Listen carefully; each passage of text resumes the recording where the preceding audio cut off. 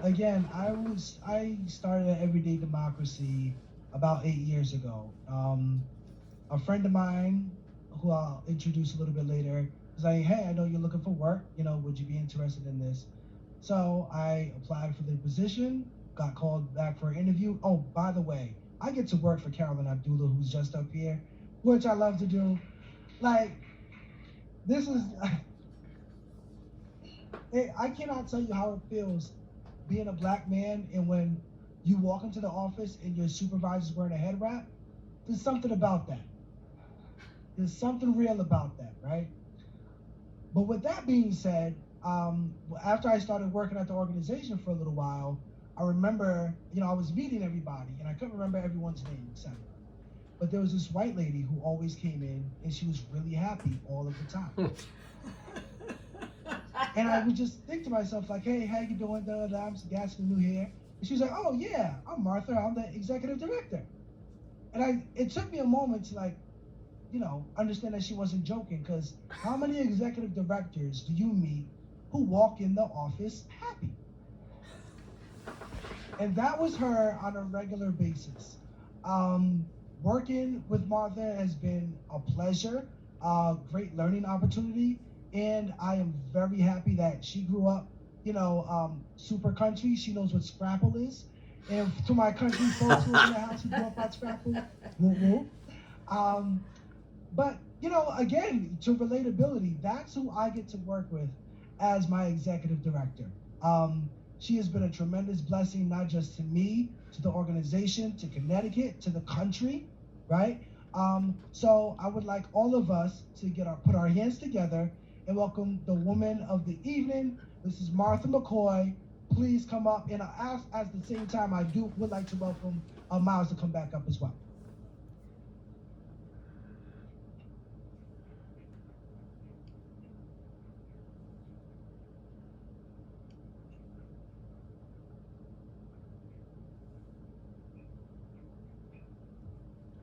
I am actually going to yield the floor to Martha, but I do want to make two very quick presentations on behalf of the Board of Directors and all of you are here.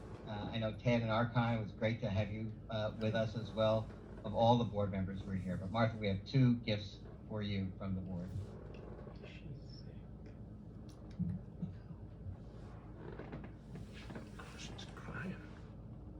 First, we know that Martha loves flowers and gardening, and so this is a William Yoward crystal vase for Martha. It is not yet engraved, so Martha, don't get too attached to it tonight. I'm taking it back, but it will be engraved. But Martha,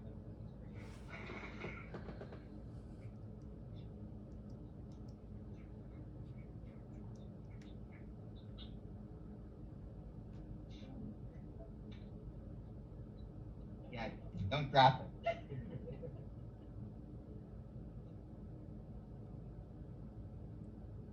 And the other thing is that we have all thought that Martha and Pat deserve to do a little bit of traveling. We don't know exactly where you want to go, but we decided that we would just give you a travel voucher, which the two of you can use as you see fit. So Martha, enjoy the trip.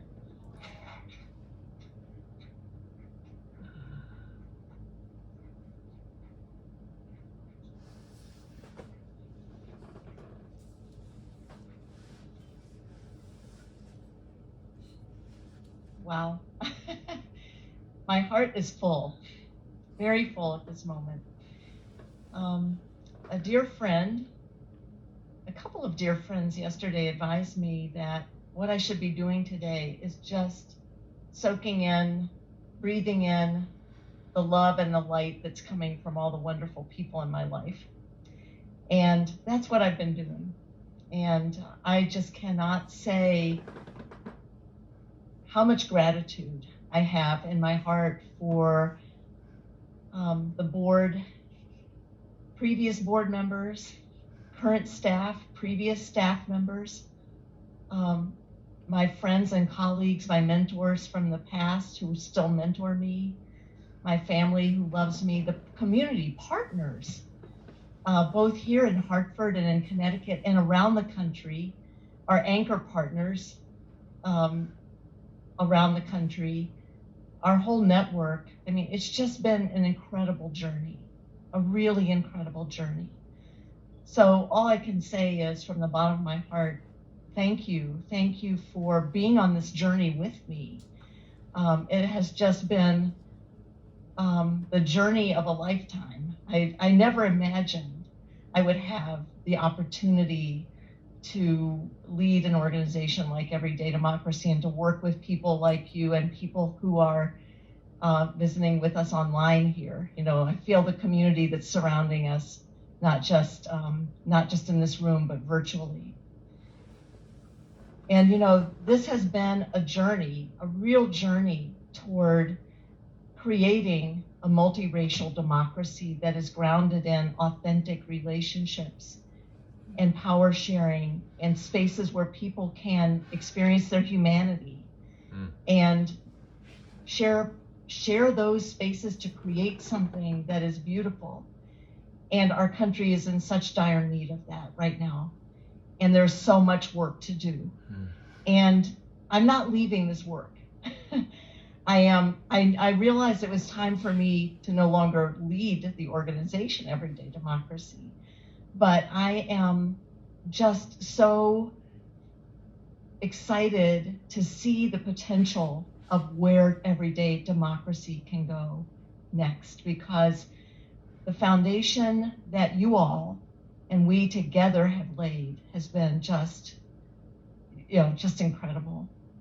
Before I go on, I do have a few other things to say, but I do want us all of us to take a couple of moments right now to give space for the huge grief that has been washing over our country in the past days, with the racially motivated killings in Buffalo not even 2 weeks ago, the 2-year anniversary of George Floyd's murder. There's too many things to mention, but just 2 days ago, the mass killing of school children in Uvalde, Texas. I want all of us right now to take the time to hold close everyone who has been touched by these tragic and senseless losses. The parents, the grandparents, aunts and uncles, siblings, children, community members, people who've loved the people who have been killed. I want us to take that time.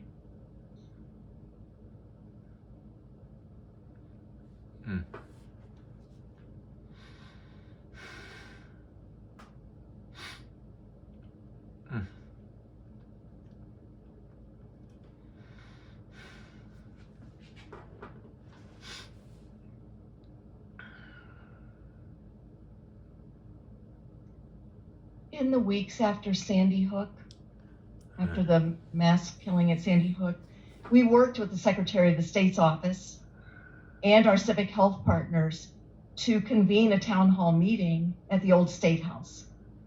And it was on moving from tragedy to action. And people across the state heard from students, parents, and community members who had lost their loved ones, and talked about ways we could all create community together in the face of that tragedy. And I will never forget that night.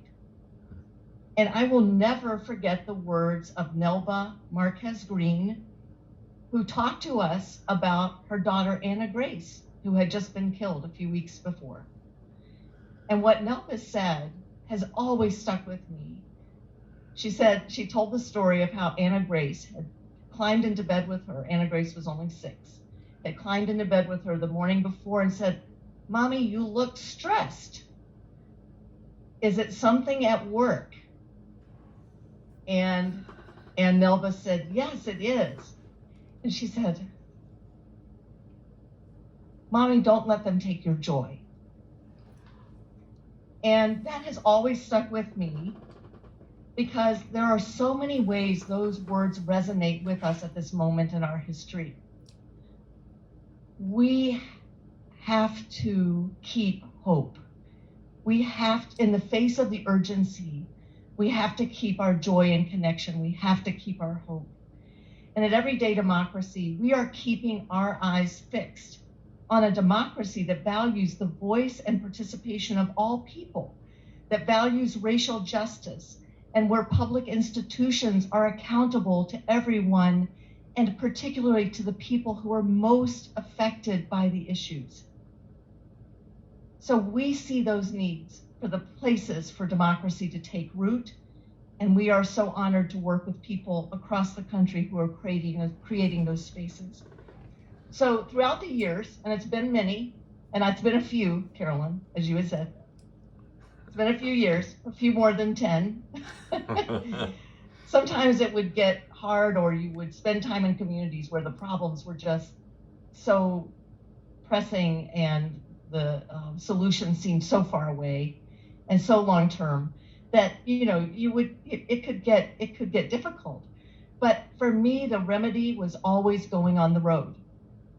So the last couple of years has been really hard because I haven't been able to get into an airplane really to do it safely. But the remedy was always getting on the road and spending time with people in communities, sitting down with people who were sharing with each other, who were building on their common humanity, who were learning about structural racism together, learning about other inequities, and actually digging in to use their newfound relationships and energy to create solutions together and to share power and to hold government accountable, and for the government folks who were in the dialogues to learn how to be accountable. I mean, to me, there was nothing like that. It was like the shot in the arm. All I had to do was be in a community, meet with an action task force, sit in a dialogue circle, go to an action forum, and I was good for like the next 6 months. So I just want to say, this is not easy work. It is not easy. But as folks in the video and folks here know, once you start doing it, it keeps at you. You cannot let go of it. You can't let go of it because you know it is the path to making our country whole. It is the path to justice. It is the path to democracy. It is the path we're all creating. And I'm so honored to be on that path with you all. So just yesterday, I'll talk a little bit about our new president and CEO. Just yesterday, she and I were reflecting on the persistence and courage required to do this work. And we were talking about Ida B. Wells. I love Ida B. Wells. we were sharing our thoughts about Ida B. Wells. Nothing stopped Ida B. Wells in her quest for racial and gender equality, in her writing, her activism, her work against lynching. Not even when the white part of the women's movement fought against Ida B. Wells and said we couldn't pay attention to lynching, Ida B. Wells said we have to pay attention. Not even when her home was burned to the ground did she stop. She was envisioning a future of inclusion and justice and humanity, and she knew she had to keep working. So one thing I love about this work of democracy building is that it spans generations. So we are standing on the shoulders of people like Ida B. Wells, who have gone before us, even as we're working hand in hand with the next generation. It's an amazing gift to be able to have that. It's an amazing gift to be able to span generations. And as they say in the Iroquois Nation, we have to think 7 generations out. So during this critical time in our country, everyday democracy is poised to deepen and expand our impact across generations. For me personally, this evening is not an ending. It is a graduation of sorts. It is a commencement of supporting this work in new ways as an alumna, and I will carry the vision of everyday democracy with me in whatever I do next. Right. And for us as an organization, this is the beginning of an exciting new phase of growth led by an amazing, strong Black woman who will bring her deep experience in racial justice, education, organizing, and nonprofit management to the work ahead. To celebrate this occasion, my gift to our incoming president is a piece of original artwork created by our friend and social change activist and artist Quinn Trong of Hartford, which she created in celebration of our first Black woman Supreme Court justice. And I think it is very fitting, considering that Merle's first day to speak to the staff was the day right after that happened, that be the way I pass the baton to the new president and CEO of Everyday Democracy.